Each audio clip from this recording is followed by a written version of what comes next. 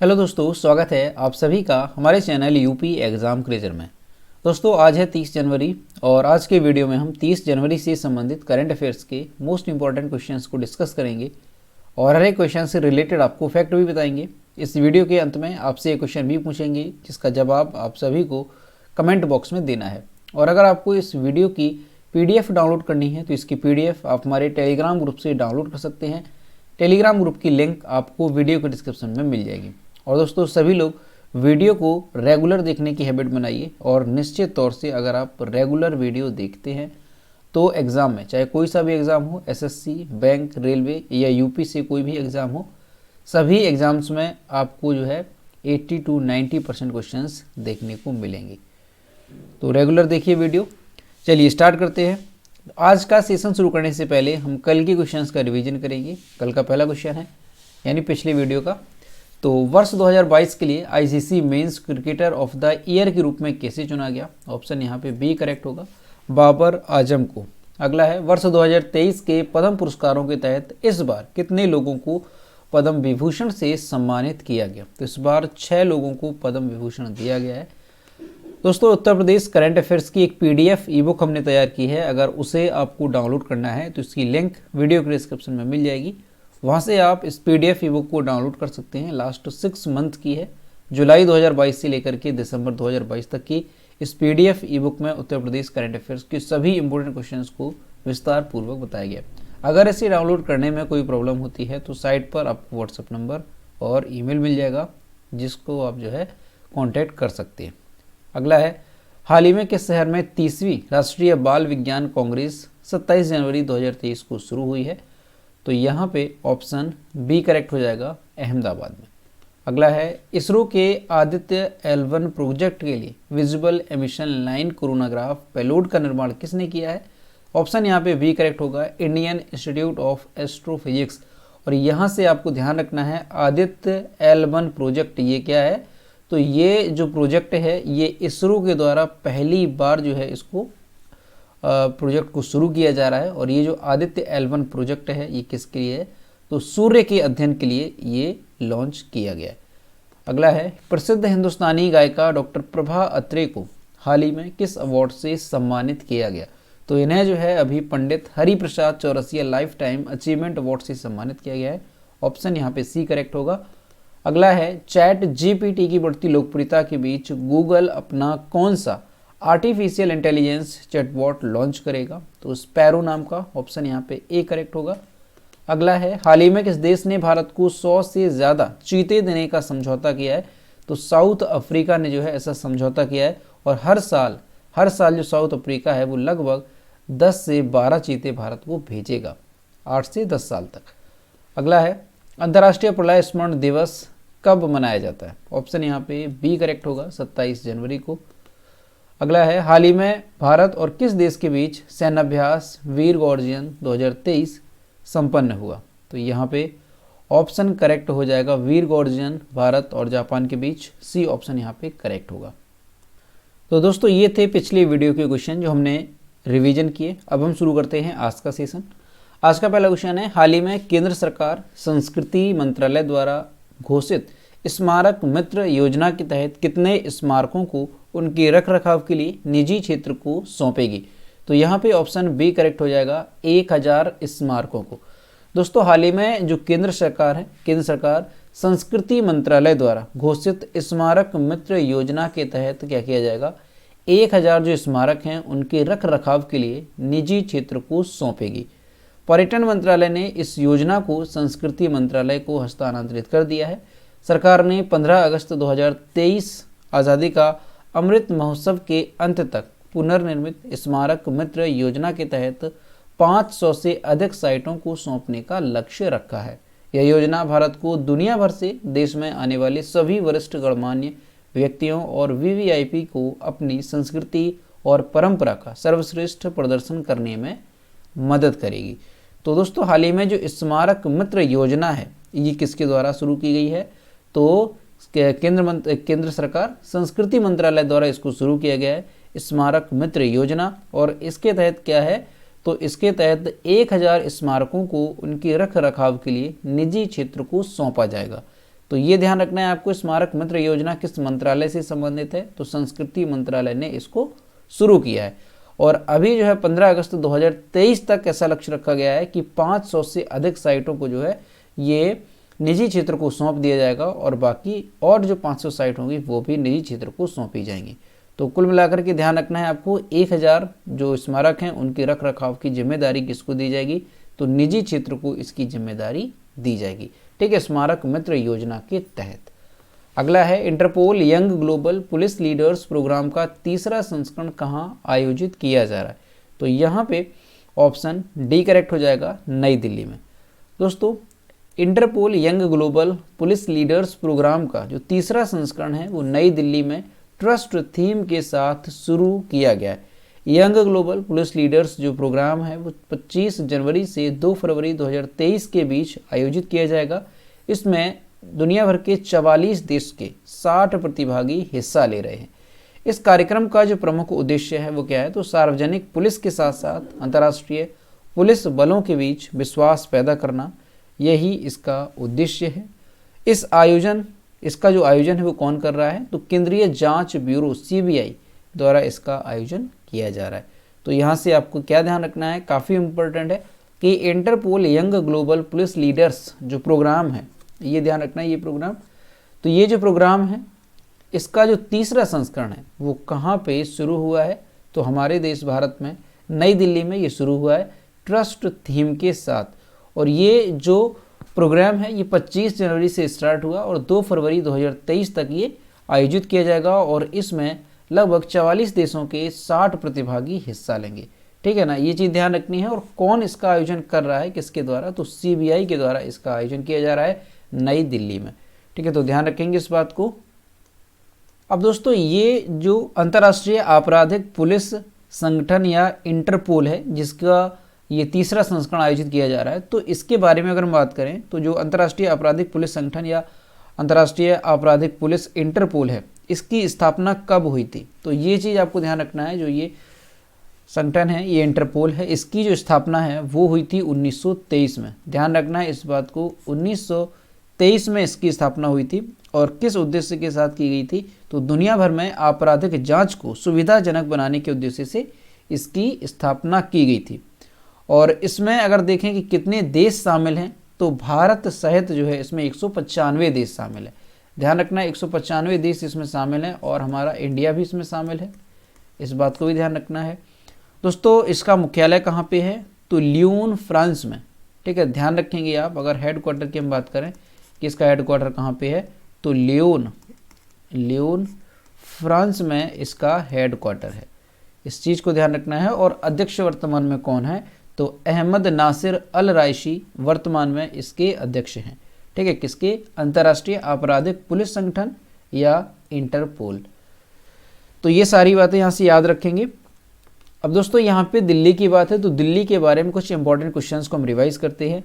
तो पहला क्वेश्चन है, भारत के सभी पूर्व प्रधानमंत्रियों का संग्रहालय ये जो है कहाँ पे बनाया जा रहा है? तो दिल्ली में ये बनाया जा रहा है, ध्यान रखेंगे इस बात को। स्विस फर्म IQ एयर द्वारा जारी 2021 विश्व वायु गुणवत्ता रिपोर्ट के अनुसार दुनिया की सबसे प्रदूषित राजधानी कौन रही?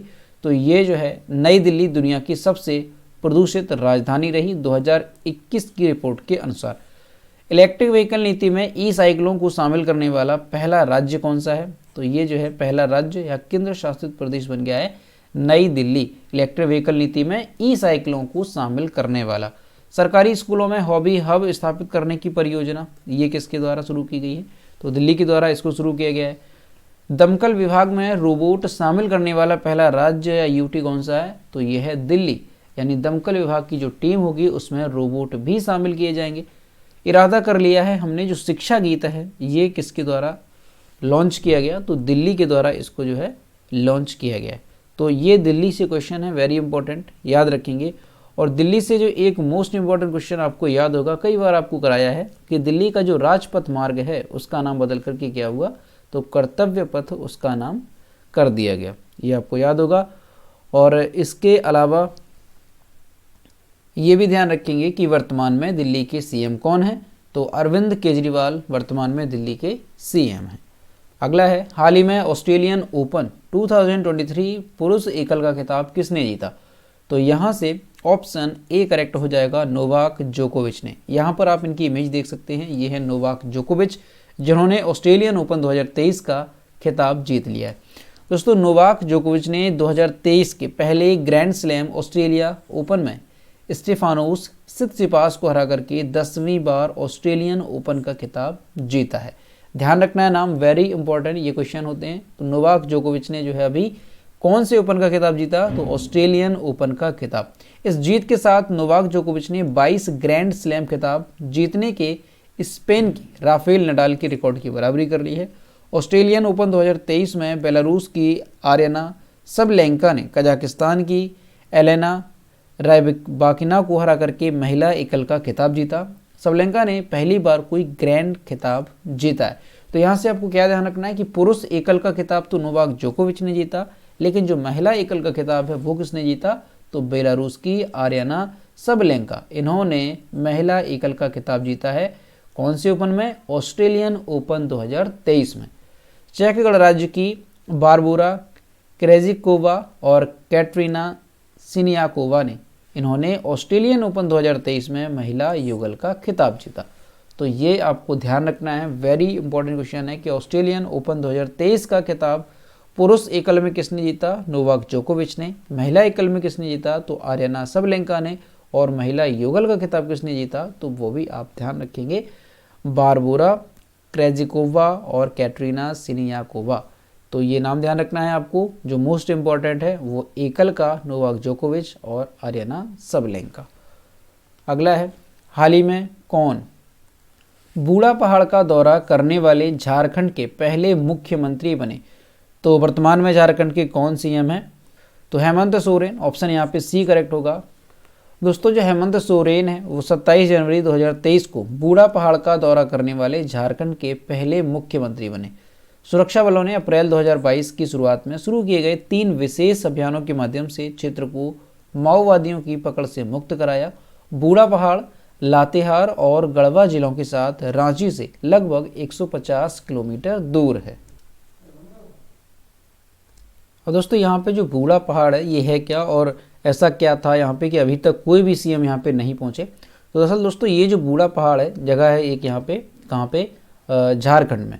और ये किसकी सीमा से सटा हुआ है, तो ये जो है छत्तीसगढ़ की सीमा से सटा हुआ है।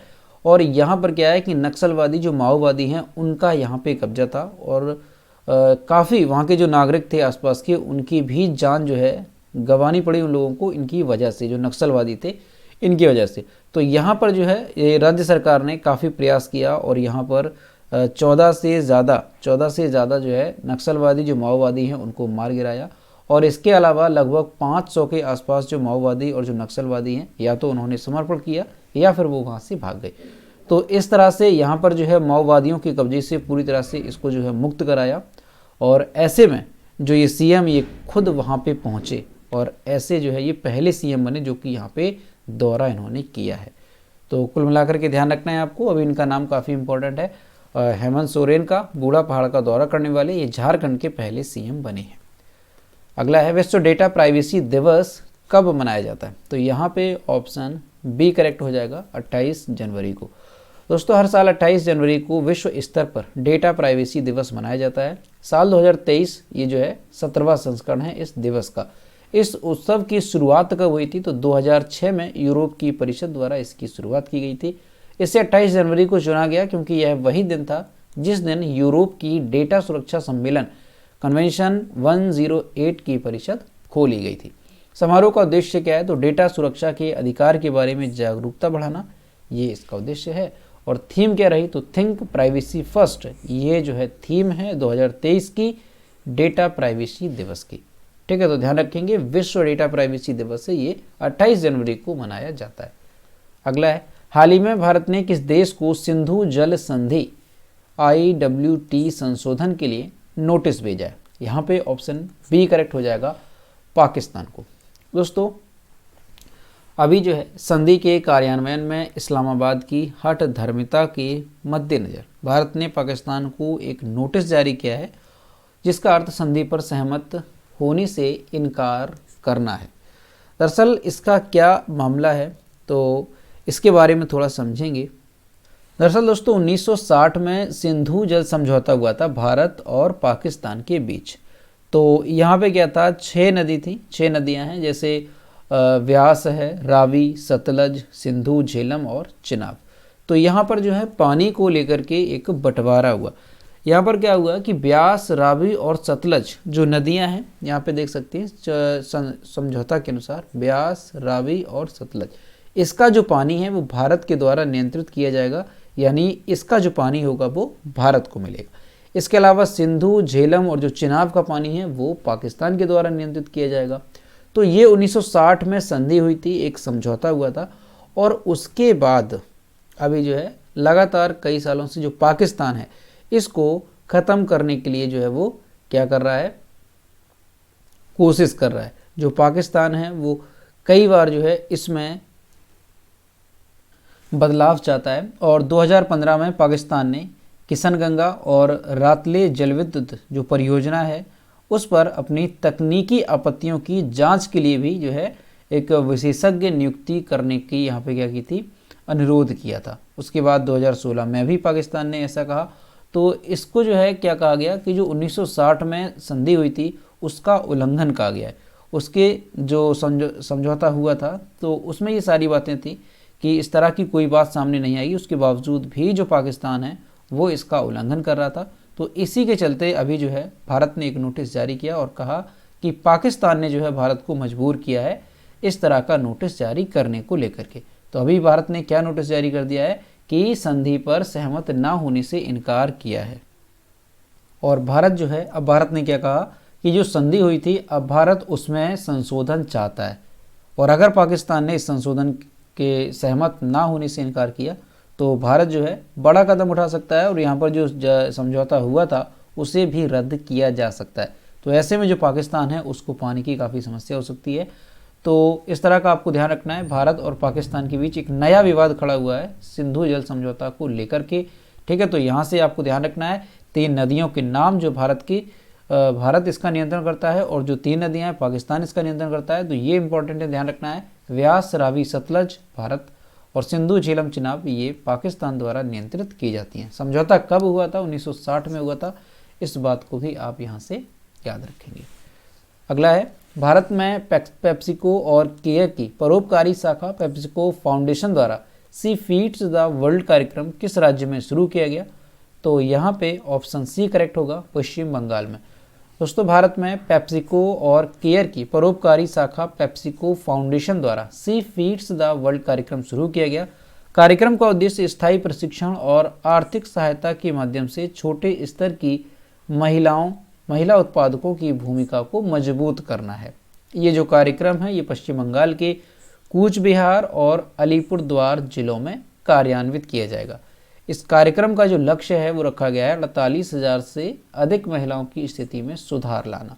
तो ध्यान रखना है आपको कि कौन सा कार्यक्रम है, सी फीड्स द वर्ल्ड। ये जो कार्यक्रम है ये किसके द्वारा शुरू किया गया है? तो भारत में पेप्सिको और केयर की परोपकारी शाखा है पेप्सिको फाउंडेशन, इसके द्वारा इस कार्यक्रम को शुरू किया गया है। और ये जो कार्यक्रम है ये पश्चिम बंगाल में शुरू किया गया है, इस बात को ध्यान रखना है। और इसका जो लक्ष्य है वो यही है कि जो महिला उत्पादक हैं उनको मजबूत करना इसका उद्देश्य है और 48,000 से ज़्यादा महिलाओं की स्थिति में सुधार लाना इसका लक्ष्य रखा गया। अगला है, हाल ही में किस शहर में खादी उत्सव 2023 का उद्घाटन किया गया? तो यहाँ पे ऑप्शन बी करेक्ट हो जाएगा, मुंबई में। दोस्तों खादी और ग्रामोद्योग आयोग के अध्यक्ष मनोज कुमार ने खादी उत्सव 2023 का उद्घाटन किया जो 27 जनवरी से लेकर के 24 फरवरी 2023 तक मुंबई में खादी और ग्रामोद्योग आयोग मुख्यालय में चलेगा। खादी फेस्ट जैसे कार्यक्रम, प्रदर्शनियां, खादी संस्थानों, प्रधानमंत्री रोजगार सृजन कार्यक्रम, PMEGP और पारंपरिक उद्योगों के उत्थान के लिए फंड योजना स्फूर्ति इकाइयों को हजारों कारीगरों के उत्पादों को सीधे ग्राहकों तक पहुंचाने के लिए एक मंच प्रदान करते हैं।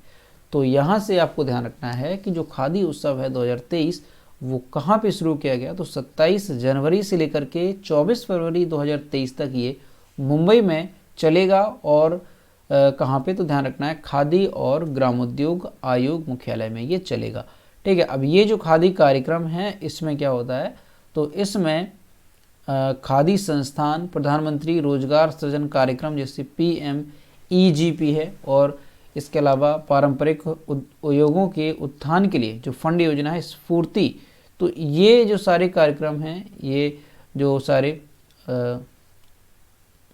योजनाएं हैं, इसको सीधा जो ग्राहक हैं उन तक पहुंचाने के लिए मंच प्रदान करते हैं। तो ये चीज़ ध्यान रखनी है। खादी उत्सव 2023 मुंबई में आयोजित किया जा रहा है।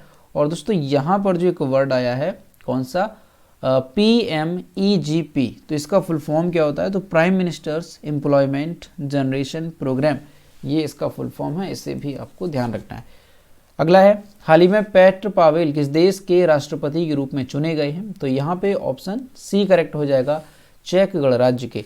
दोस्तों हाल ही में चेक गणराज्य में सेवानिवृत्त जनरल पेट्र पावेल ने अरबपति व्यवसायी लेडी बेबिस को हरा करके राष्ट्रपति पद का चुनाव जीता। सेवानिवृत्त जनरल पेट्र पावेल विवादास्पद मौजूदा राष्ट्रपति मिलोस जमैन की जगह लेंगे। तो ये आपको यहाँ से याद रखना है कि अभी चेक गणराज्य के जो नए राष्ट्रपति बन गए हैं वो कौन बन गए हैं, तो नाम ध्यान रखना है, पेट्र पावेल, नाम ध्यान रखना है पेट्र पावेल। ये जो है कहाँ के, चेक गणराज्य के राष्ट्रपति बने हैं। और दोस्तों चेक गणराज्य की अगर हम बात करते हैं तो ध्यान रखना है आपको, चेक गणराज्य की राजधानी क्या है, तो प्राग जो है चेक गणराज्य की राजधानी है, और मुद्रा यहाँ की चेक कोरोना है। ठीक है, ध्यान रखना है। और राष्ट्रपति कौन बन गए हैं, तो पेट्र पावेल, और प्रधानमंत्री कौन है, तो पेट्र फियाला। ये दोनों अंतर ध्यान रखेंगे, पेट्र फियाला प्रधानमंत्री हैं। अगला है, हाल ही में नई दिल्ली में आयोजित एक समारोह में वीर गाथा 2.0 के 25 विजेताओं को किसने सम्मानित किया। यहाँ पे ऑप्शन करेक्ट हो जाएगा सी, राजनाथ सिंह। दोस्तों जो रक्षा मंत्री हैं राजनाथ सिंह, उन्होंने 25 जनवरी 2023 को नई दिल्ली में आयोजित एक कार्यक्रम में वीर गाथा 2.0 के 25 विजेताओं को सम्मानित किया। वीर गाथा 2.0 को आज़ादी का अमृत महोत्सव के एक भाग के रूप में रक्षा मंत्रालय और शिक्षा मंत्रालय द्वारा संयुक्त रूप से शुरू किया गया था।